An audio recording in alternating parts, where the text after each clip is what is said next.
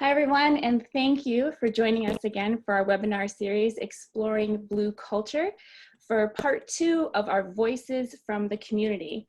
Joining us today, we have our Blue Courage Master Trainers, Michael Nila and Captain Jack Hart, San Francisco Police Department. We also have our cultural anthropologists with us, Robert Adams and Ken Price. And joining us today is our special guest, Mike McQuillan from NYPD Advisory Council member. I want to invite everyone and remind you to please go ahead and use the chat room today. Please respond to panelists and everyone so we all can see your questions and comments, and we'll do our best to address as many as we can today. I'll now turn it over to Jack to get us started. Hey, Becky, thank you so much, and good afternoon, everybody. Happy Friday, and welcome to this webinar today. Thanks to all the Thomas Leland and Blue Courage crew who have put this webinar together and made sure that we could all join us. But a special thanks to all of you participants who have shown up and are going to be sending in questions and comments in that chat bar. As we continue our dialogue, placing community front and center in our discussions to determine what is needed in this moment of polarity and disruption so that we can feel the pain, open our hearts, and give permission to our minds to incorporate new and different ways of thinking. So where do we begin? Well, I had to look no further than an article in 2014 written by our guest today, Mike McQuillan, for the words of the moment. He said, quote, "Courage lies in dissent and debate. It starts conversations to craft a long-term vision based on short-term proposals. It fuels vital work that without fanfare builds coalitions advancing proposals. It renews our democracy. Who has the courage? Where are the leaders?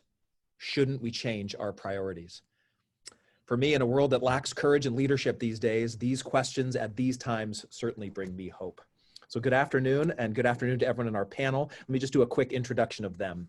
In his 50th year in policing, Police Commander Emeritus from Aurora, Illinois, and founder of Blue Courage, please welcome Michael Nila.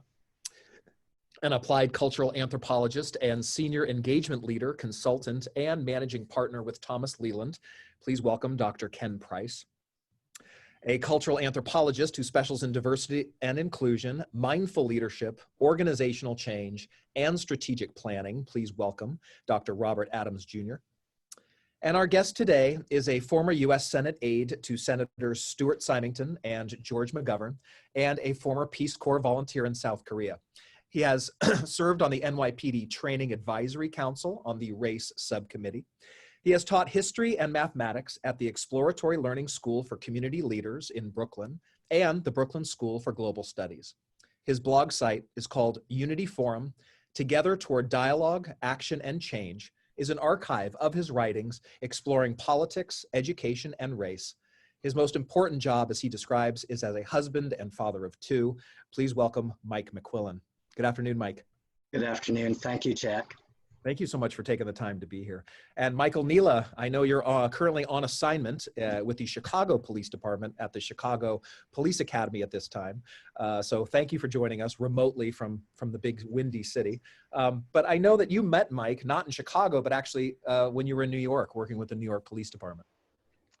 Yeah, absolutely. I had the great privilege. In fact, you were there when we met, Jack, because we were just starting an engagement with NYPD following the Gardner incident, Ferguson incident, to desperately and very rapidly stand up Blue Courage for the NYPD in the midst of another crisis in policing. And as part of that initiative, first Deputy Commissioner Ben Tucker had wisely connected Blue Courage to the advisory council that Michael was a part of. And I think he's probably going to talk about that today, but we had an amazing day where we had training scheduled for the advisory council and for several members of the command staff at NYPD to orient them to what Blue Courage was. And it was that session that we had great engagement and dialogue with Michael and many of his other colleagues. And I'm very, very grateful because we have stayed in touch since then. And so when we thought about having this session where we get some community input, one of the first people that I thought about was bringing Michael on, you know, as a history teacher over 30 years in the New York City school districts and others, and all his advocacy that he has done in the community and his understanding of that crisis moment that we were in then as we find ourselves in now. Similarly, history repeats itself. So I'm so grateful Michael is here. Grateful that I can call him a friend. Thank you. It's fantastic. I'm just blushing from the excessive praise lavished upon me by your grace. Well, now you're going to get hammered. That's it. Okay. It's over. Let's go. So I know Robert had a question specifically related to your educational background and how Okay. these things can inform this moment. Robert. Yeah, welcome, Mike. As a fellow educator, I always believed that my job was to rub history against the grain, to try to reveal its contradictions as well as the marginalized figures within it, and to think about how these current debates date back to the debates that have been going on for a long time in our country. So I have to ask, what is the role that educators can play now in this moment of great opportunity and turmoil? Thank you, Robert. First, I believe we can learn a lot from the relationship we want our children or our teenagers or our university juniors and seniors to have with their instructors, which is to say, as a parent, I want the educator to perceive the potential within my child, teenager, or university student, not only what's on the surface, but what can be. And so I would say, in terms of the larger societal issues that concern us now, there's a need in teaching to move from a textbook-oriented approach to a people-oriented approach, to discover, recognize, and then share the knowledge that most history is hidden, but that there are methods we can use through research, particularly with the magic of the internet, to access hidden history and find out what's missing from the commemorations of Black History Month. How can we make more people aware of the realities behind Juneteenth, not only what the day itself signifies, but the precedent events before that, which made a Juneteenth event necessary and happily a reality. And with regard to policing, I think that also applies in the sense that from an educational point of view, not only must we inform each other of how each of us experiences life in our separate spheres, but together craft a vision, recognizing the potential between us to achieve an insight and a model that neither of us could realize on his or her own, of common good toward the direction of social justice and restoring democracy in a way that has space for each of us to thrive. Thank you. Thank you. I know that you've spoken very loudly and clearly about the humanification and to lead and coach and to educate people. But before we can get there, we also need to, I guess, get terms and definitions down too. And I know, Michael, you had a question related to one of the constructs and one of the definitions that perhaps this wonderful history teacher could help us to give context and meaning to. Yes, that was a wonderful answer. Great insight, Michael. But you just used the term social justice, and I'm a little bit sad to say that's the first time that term has been brought into our discussion of culture. As a history teacher, a community activist, and a civilian advisor to NYPD, can you describe what social justice means to you, and really perhaps what it ought to mean to the police profession as well?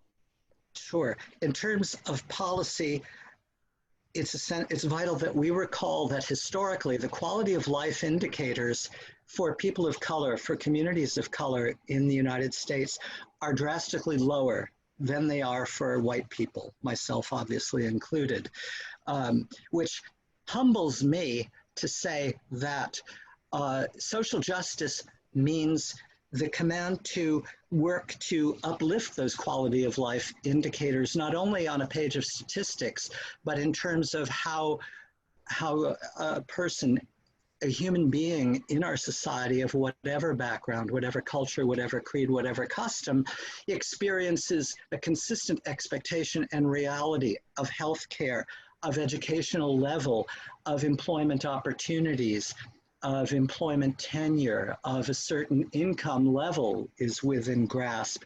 And the traditional American dream that I was taught was to own a house and own a car and have 2 kids and 1 wife. from a male perspective. But to me, the American dream is to make real the democratic ideals that are always available to us to work on to make better. And it also has to do with personal conduct. So the vision of social justice, hearkening back to Gandhi's quote, "Be the change you want to see in the world," means I need to conduct myself to the best of my imperfect human ability with empathy, by listening, by eliciting from someone who may not be accustomed to feeling heard, to honing my listening skills to perceive between the lines, just as we teach young people in the schools to read between the lines, not only the literal lines. Again, to create knowledge, insight, and from that to build skill, which then enables us to pool our skill with someone else toward building the coalition, which can then either shape policy or pressure those who shape policy and have the power to make the changes that we've come to form a consensus to believe that we need. And lastly, I would just say that for 50 years, I've worn a peace sign necklace, not only the same one. People still come up to me on the street if they see it hanging out over a t-shirt and say, "Oh, that's so timely." And I've been hearing for 50 years that it's timely. And if it is timely, well, you know, let's roll up our sleeves, let's get to work together, try to suspend our prejudgments and our stereotypes and take a chance on something better, because what we have now obviously is dissatisfying, if not harming too many people. I love how you've summarized that, but you've done so much more beyond just your written works and in teaching and leading kids. You've shown up at the front door, whether it's one police plaza or at station houses. I mean, you've walked the walk and trying to be on the very front end of this. What do you think has been one of the biggest barriers to getting success and change? I know you had mentioned that there might be a lack of humility in formal and informal leadership, but in your own words, what has been the biggest barriers that means that we're not all wearing the dream of peace signs 50 years from today? Right. Or having a peace sign embroidered onto the traditional blue uniform, and maybe more of a patch of blue on my multicolored shirt. But I believe in a concept called dualism, which poses false choices. By false, I mean not that either is malicious, but false choices in the sense that as an illustration, I would envision two parallel lines representing two forces opposed to each other, each one equally valid. For example, Chief Acevedo spoke of heroes and haters with regard to police-community relations. I think that's a false choice, with all due respect to his obvious wisdom, to which I tip my metaphorical cap. I think his comments about personal leadership and conduct are right on target, but the choice between heroes and haters now, no, the truth lies somewhere between that, and we have to use the attributes I mentioned earlier of listening, patience, recognizing that change is a process based on having crafted a vision and built a coalition, a consensus around that.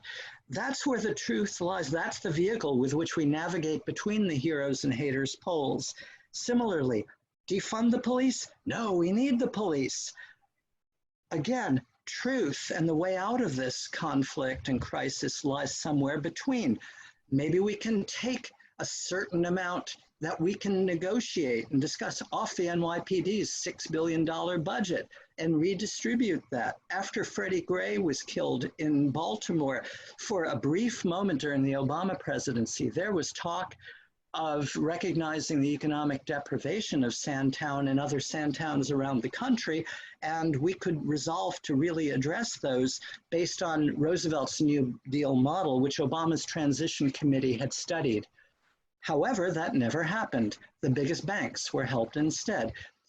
In the 40 years since, beginning with the Reagan administration, we've been told government's the problem, we've blamed the victim, and it's no wonder there's a lot of pent-up rage which explodes when the callous disregard for human life and the death sequence of the recent killings explodes. And again, when we're in this crisis after For example, the Gardner murder, the Gardner killing, the Floyd killing, and so on.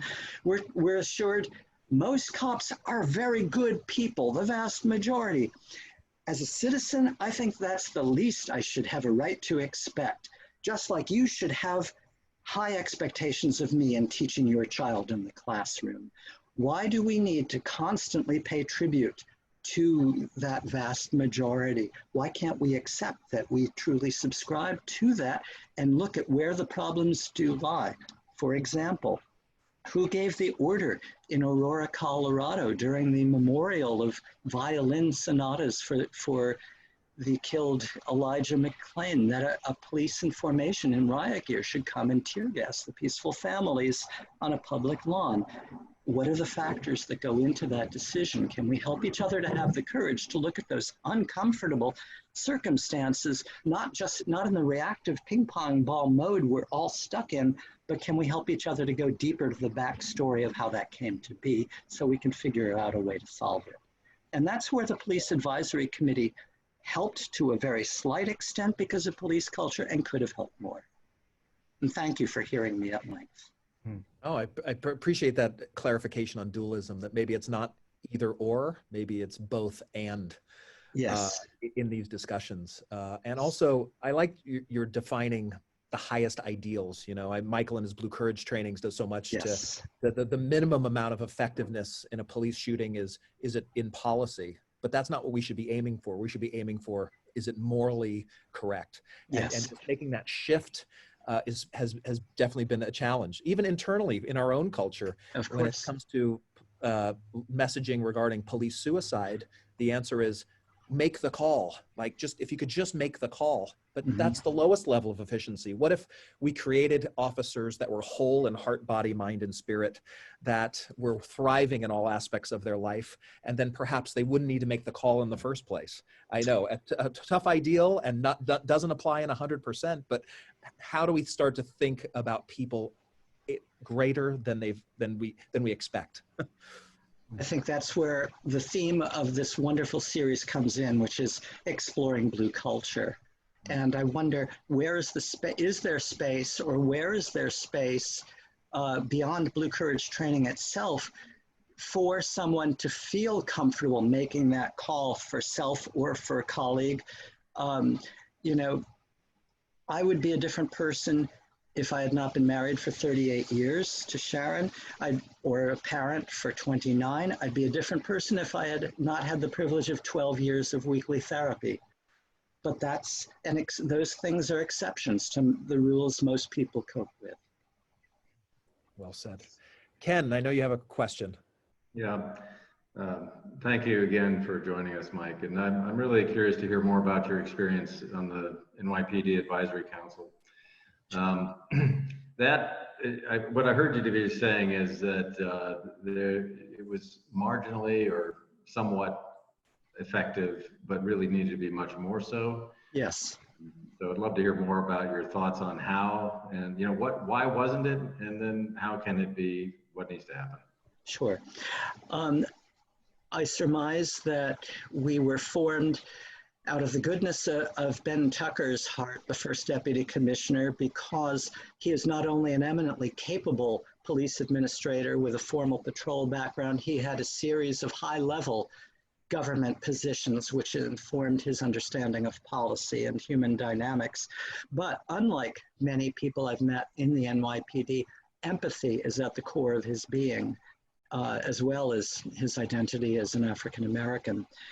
And so in the aftermath of the Garner case, I expect it was as a result of the federal consent decree that obtained at that time that the Training Advisory Council was formed. Having said that, it's noteworthy that not only did the command officers and executive officers fail to report as ordered to Michael's demonstration Blue Courage training, but at the first formal meeting of the Training Advisory Council at One Police Plaza, we were given a presentation by the then Deputy Commissioner of Training, and we were expecting a pilot coming out of Blue Courage for race relations training within the NYPD. And instead, the first statement the Deputy Commissioner made was, we deliberately avoided talking about race because it's so volatile. And I was sitting at the opposite end of this polished conference table, and I just blurted out that I disagreed, and that to the contrary, we had to name it, face it, and take the edge off the fear to discuss race if we were going to work our way out of the conflict that existed between community and the NYPD at that time. And Ben appointed me to chair a race subcommittee and research the extent to which other urban departments do or don't address racism in their or race relations in their own trainings, which I did.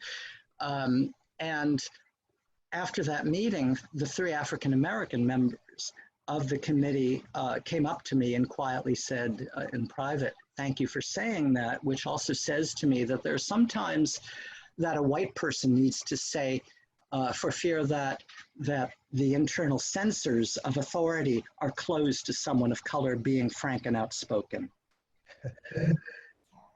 Yeah, as a follow-on to that, you know, Michael, Nila and I had done some work with the responses to the President's task force on 21st century policing, and the key area that we were operating in was around trust and legitimacy. So the effort that you had made and that your team had made around the NYPD Advisory Council, did you feel that there was an increase in trust and or legitimacy in that relationship?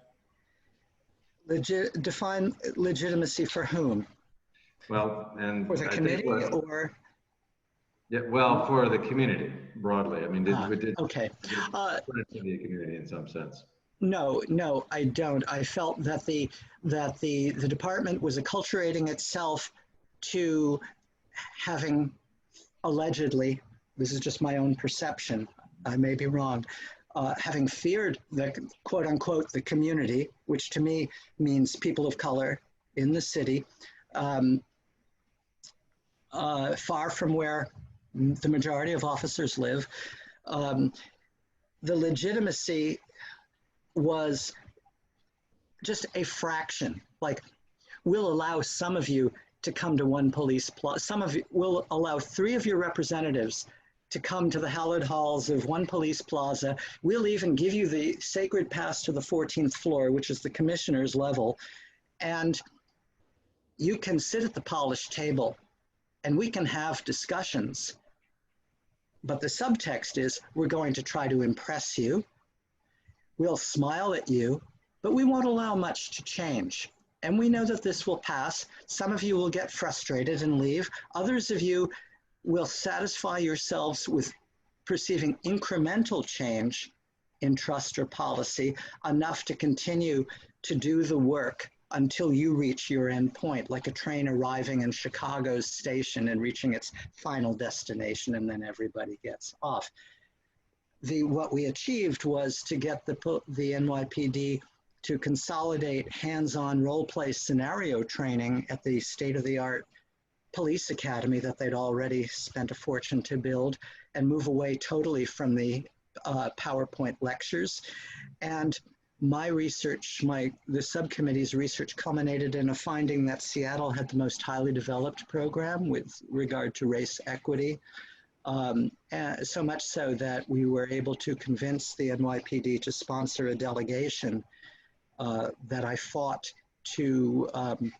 peacefully, I should say, to have myself and another community member who was African-American to be part of that NYPD delegation, to meet with the Seattle folks, to go through their training, which had institutional as well as implicit bias training, which was part of our report of recommendations to the NYPD when we came back. Real quick last question. It's not really fair because it's a big one, but it's, you know, what needs to happen next? I mean, we've had Black Lives Matter since Trayvon Martin, 7 years or more, and here we are. What do you think needs to be the next step? Well, first is we have to stop treating each time as the first time. Secondly, we have to recognize that change is a process. And in our process to date, I would say we tend to cycle forward then circle back, cycle forward with a slight change, often symbolic only, and then circle back. I think we have to recognize that we have to dig in for the long haul. I think we need to invest more in organizational coalitions, and each side needs to take a little bit of risk, by which I don't mean weapons and life or death circumstance, but rather the NYPD, I think, would do well, or other police departments would do well to learn from the traditions of major faiths. And that, you know, for example, in Islam, Ramadan, as a Jew, for me during Yom Kippur, that I take responsibility for my transgressions. I apologize for them to the hurt party. I atone for them and pledge that I will consciously work to make amends in the coming year.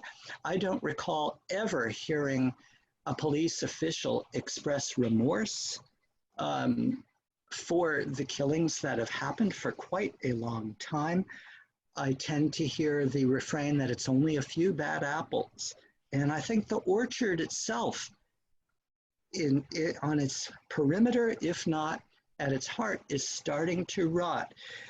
How is it that the officers in Wilmington, North Carolina could feel it was okay to use terms like race war and an urge to slaughter Black people? How can that be?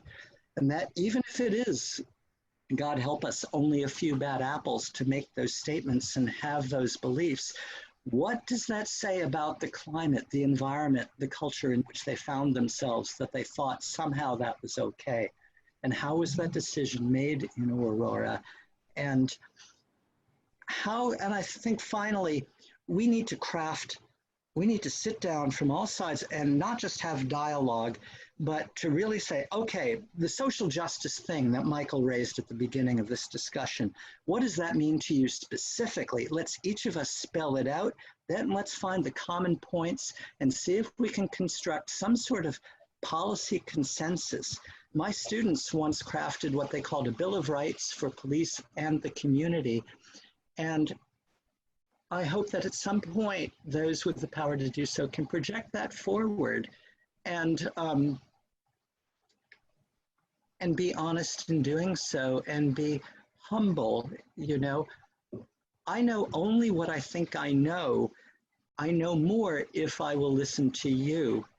And I'm aware of the irony to say that to you, having spent most of our precious time together speaking. But I speak from experience of listening as a community organizer, as a broadcast journalist, as a family member. Lord knows kids don't always say what you want to hear about the quality of your parenting. But if we can humble ourselves in that way, we can again equip ourselves with knowledge, insight, and skill, and respect those attributes in the other side. And that's how you build coalitions and change.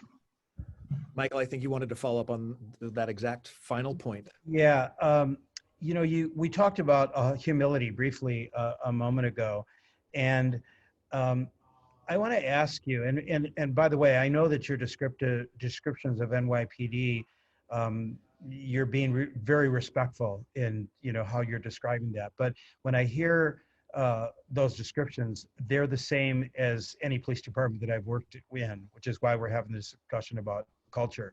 Even here in our Blue Courage class today, one of the new captains said, part of the problem of rogue cops or bad cops or evil cops or racist cops is that nobody checks them. Nobody holds them accountable. We allow them to become worse because we don't check the behavior. So my question is again about humility. How important is humility to an individual officer's interaction with citizens and for the leaders of police agencies to embrace, model, and instill into the culture of policing? I don't know, not being an officer, I have not been required to take charge of a chaotic or dangerous situation. But I will say that humility, I expect, is critical as a counterbalance to the training of the need to be the authority on the scene, to take charge of that situation. I think back to the myth of the cowboy loner, the vigilante, which is still glorified on shows like Chicago PD, although I love the interactions of the team and they seem more realistic to me than most such programs. But I would hope that like an officer in Kansas, a sergeant in Kansas City, his name was Chip Huth, and I happened to come across him in an article about Blue Courage. I see you smiling with recognition. And I was rereading last night in my old files an account of a situation where he arrived on the scene and he weighed his options as the authority.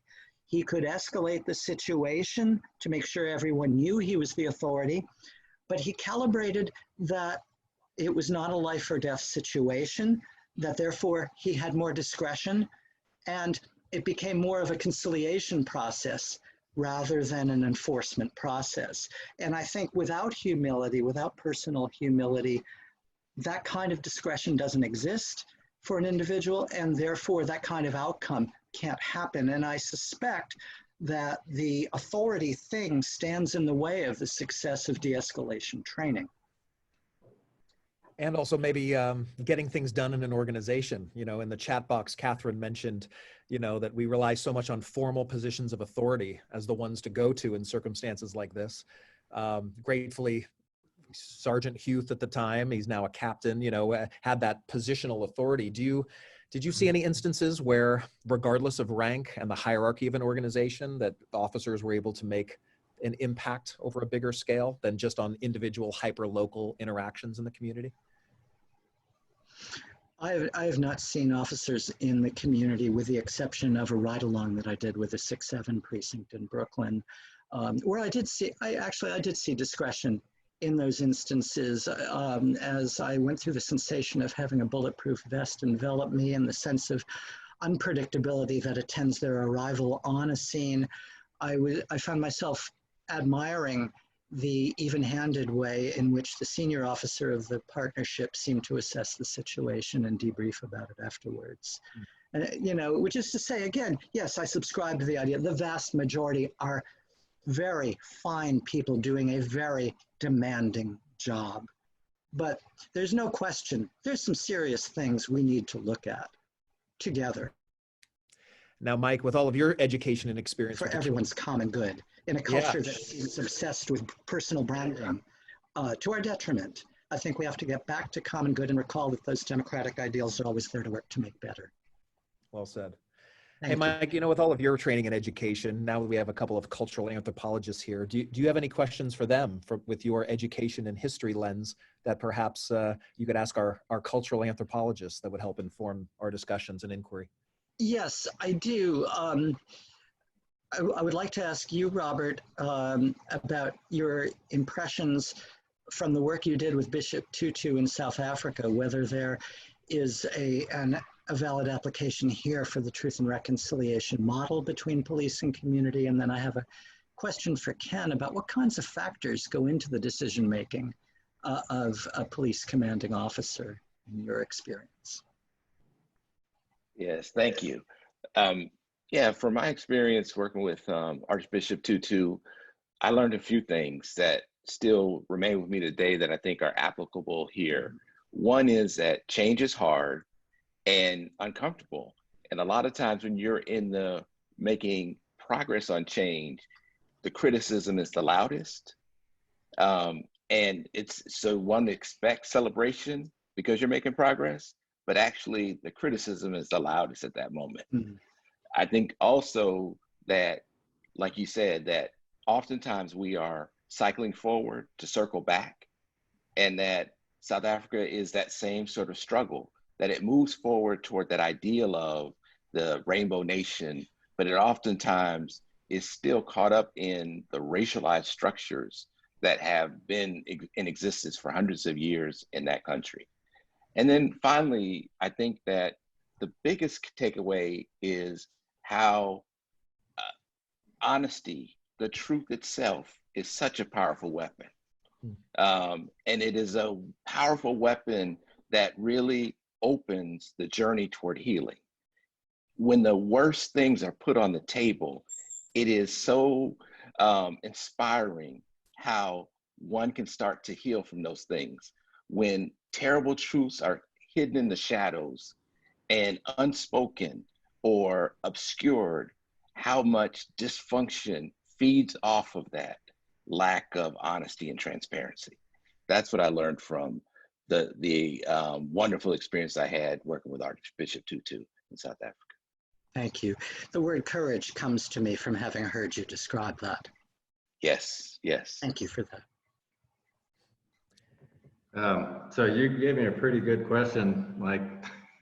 Thanks, Ken. Cool. I love it. I'm sitting here racking my brain thinking about it. Because decision making is a huge area of discussion, but what I want to focus on from a cultural kind of anthropological standpoint about that is that I think what we look at in anthropology most commonly, if we refer to the context in which we're operating, I mean, that's really the most critical thing that we need to be considering. So now context, if you are a fish and the context is water, you don't really know you're in water until somebody takes you out of the water. And then you realize you really need to get back in the water or you're not going to make it. So and how that influences decision making is profound. And the way that I think, to me, it is going to come back is to say, so I may feel that I'm reading the context coming into a situation as an officer or a leader, but actually I'm also in an unquestioned context that I'm not examining very often, and I'm not self-examining. So to me, the critical point that really is an area for consideration and growth probably is, what is my goal in making this decision of how I'm going to approach this?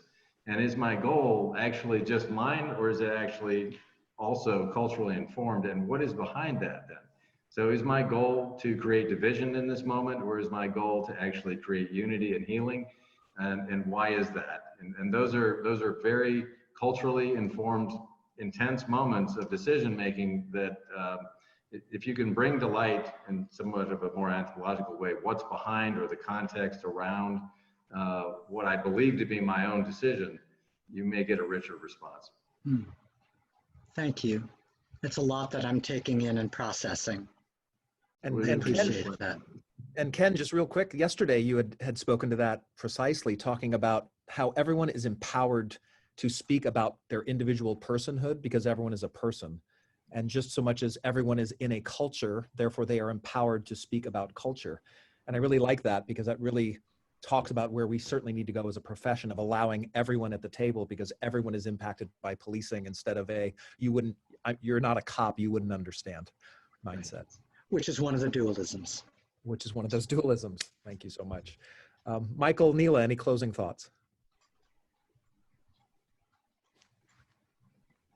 Oh, he's on mute. Unfortunately on mute. Michael's on mute. Well, maybe I'll go to Ken. Ken, any closing thoughts? No, I'm just very appreciative, Mike, that you were able to join us, and I really would welcome the opportunity to continue the conversation with you. Indeed. In this regard. Thank you, Ken. I agree.